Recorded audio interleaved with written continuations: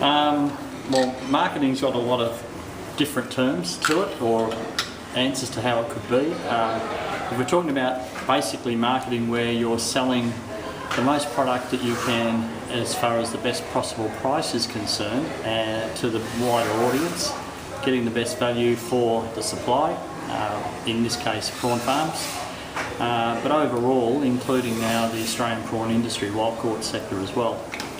So the biggest challenges that we are facing, it's really more ourselves than each other. Part of that, I'm saying, really is the fact that if we always look to improve what we're doing in quality, packaging and outlets that we're operating in and through, you really can make a difference to both your own product as well as an industry. If you can do that under a unified approach, it's for the benefit of all at that point.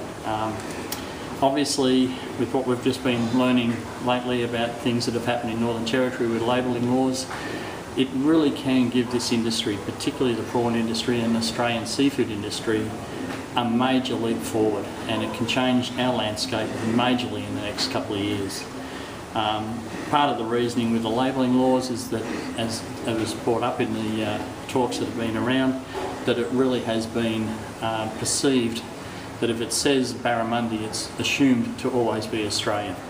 If we can improve those labelling laws so that it is defined as to what is Australian and what is imported, then we actually have a major difference that we can actually have in Australian product and return for, or in value wise, on that product.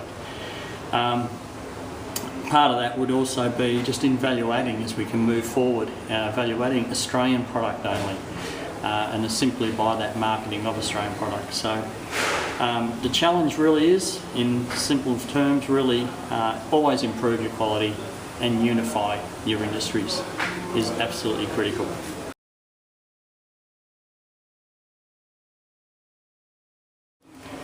Well, after many years of being in this industry, I won't say how many, 30 something, but anyway, obviously at a retail level, presentation to the public in how the product's presented is important. As long as the quality is behind that presentation. You can doll something up, but if it doesn't perform as what is perceived, then you're really going backwards rather than forwards. So presentation along with a quality product makes an enormous difference. I found that if you have a good quality product, the price is not the issue. If you've got a price product only, then the quality is only ever the issue. But if you've got a good quality, then you can always achieve a good price for that product. As long as you do more than just flog it to someone, you've got to really justify the reasons why.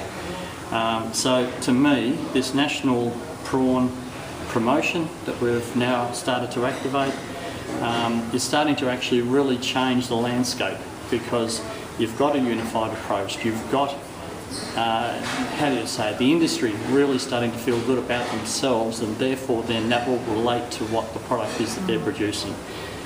Giving the customers or the consumers a recipe to start to understand a lot better how to use that product, whether it be prawns or even fish, is important, because the consumers in Australia are a bit naive in how to utilise seafood properly, or a bit nervous about how to do it.